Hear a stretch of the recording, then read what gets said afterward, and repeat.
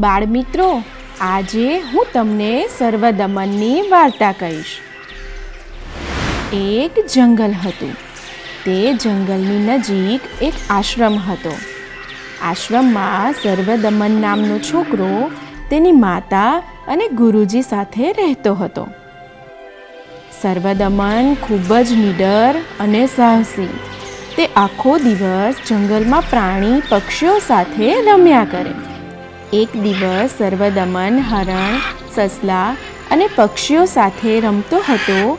ત્યાં એક સિંહનું બચ્ચું આવ્યું. સર્વદમન સિંહના બચ્ચાને જોઈને ખુશ થઈ ગયો.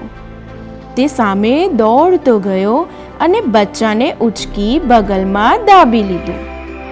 સિંહણ તેના બચ્ચાને શોધતી સર્વદમન સામે આવીને ઊભી રહી ગઈ. સર્વદમનના હાથમાં બચ્ચાને જોઈ સિંહણ ગુર્રાવા લાગી. સર્વદમને બચ્ચાને નીચે મૂક્યું અને સિંહણ જોડે જઈને સર્વદમન ઊભો રહ્યો. તે બોલ્યો, ઉઘાડ તારું મોં, મારે તારા દાંત ગણવા છે. સિંહણ તેની બહાદુરી જોઈ શાંત થઈ ગઈ.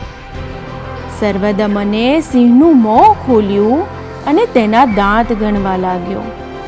એવામાં સર્વદમનની માતા શકુંતલા આવી. માતા શકુંતલા સર્વદમનને આશ્ચર્યથી જોઈ રહી. સર્વદમનની નીડરતા જોઈ શકુંતલાને ગર્વ થયો. બાળકો, તમને ખબર છે સર્વદમન એટલે કોણ? સર્વદમન એટલે ભારત, જેના નામ પરથી આપણા દેશનું નામ ભારત પડ્યું.